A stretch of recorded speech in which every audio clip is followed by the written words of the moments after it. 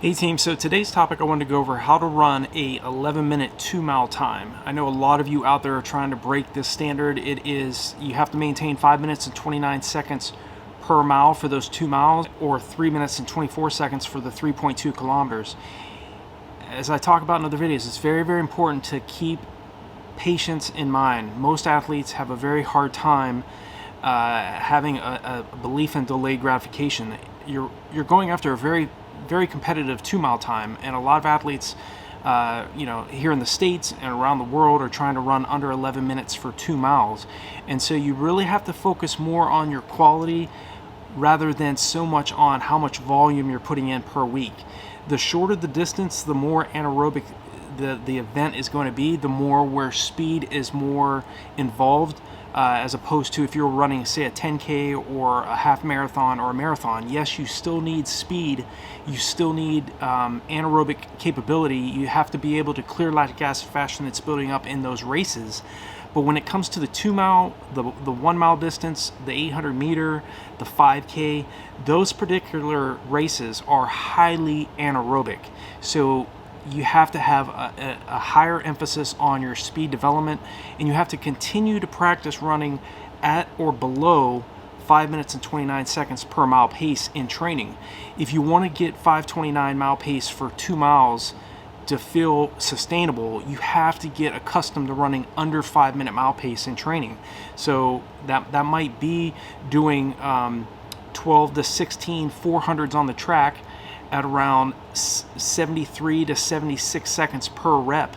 And no, you're not going to just immediately start doing that many intervals at that type of pace, but you have to work your way into that particular, that type of fitness to get to a point where you're doubling the distance of the race that you're going after. So if you can get to a point where you're doing 16 400s, you may start off doing, and even in the 2 mile training plans I have on RunDreamAchieve.com, we focus on periodization. We focus on starting off doing intervals at slower paces with more rest, and then as the athlete gets fitter and fitter and fitter, the paces per rep drastically increase, and the rest in between each one of those reps decreases, so that again you're teaching the body to improve its lactate tolerance, so that again, because you're running at such fast paces in this 2 mile event, you really have to watch not only how you're setting up your training. If you're running too aerobically throughout the week for too many of your miles,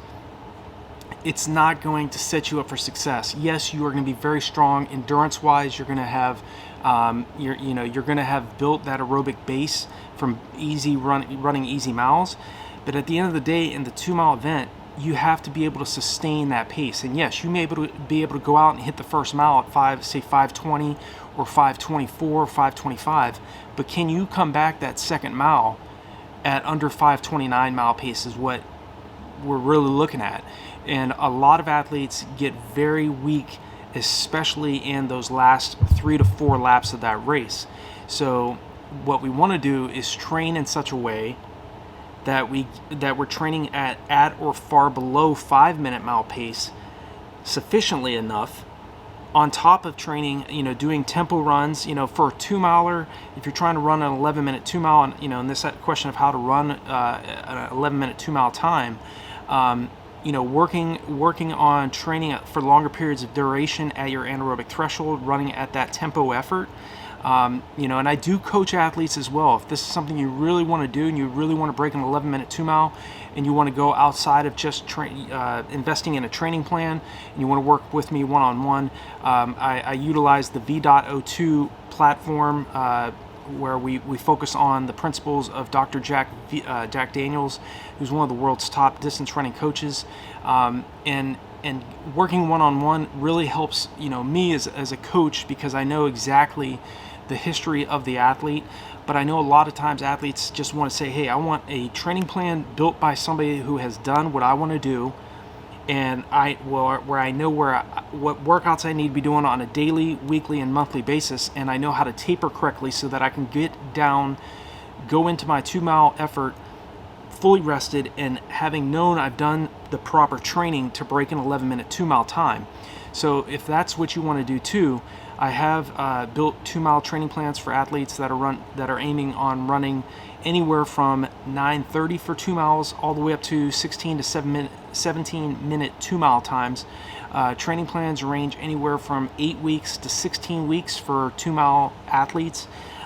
In terms of how many miles a week you should be running to break an 11-minute 2-mile, it's going to vary from athlete to athlete, but as a 2-miler, you don't really need to be running a high amount of mileage each week. Really, I've known sub 11-minute 2-milers who are running less than 20 miles a week who break this barrier. So again, it's not so much the volume. You know, you could be running 50 to 60 miles a week and still have a hard time breaking 11 minutes for 2 miles, because remember, you know, there are athletes out there that have broken 10 minutes, that have broken 9 minutes. There's one athlete in the world that's broken 8 minutes for the 2-mile, Daniel Coleman of Kenya, who ran 7:58 twice, and he's the world record holder for the 2-mile distance. The world record holder for the 2-mile for females ran 8 minutes and 58 seconds. So these athletes are the best in the world for a reason. They're spending a higher percentage of their weekly volume training at very, very high anaerobic efforts. They're running for longer periods of time, training at their anaerobic threshold. So doing longer tempo runs for a 2-miler, I would focus first on doing your tempo runs. First start off doing 2 to 3 miles. Get accustomed to running at that distance.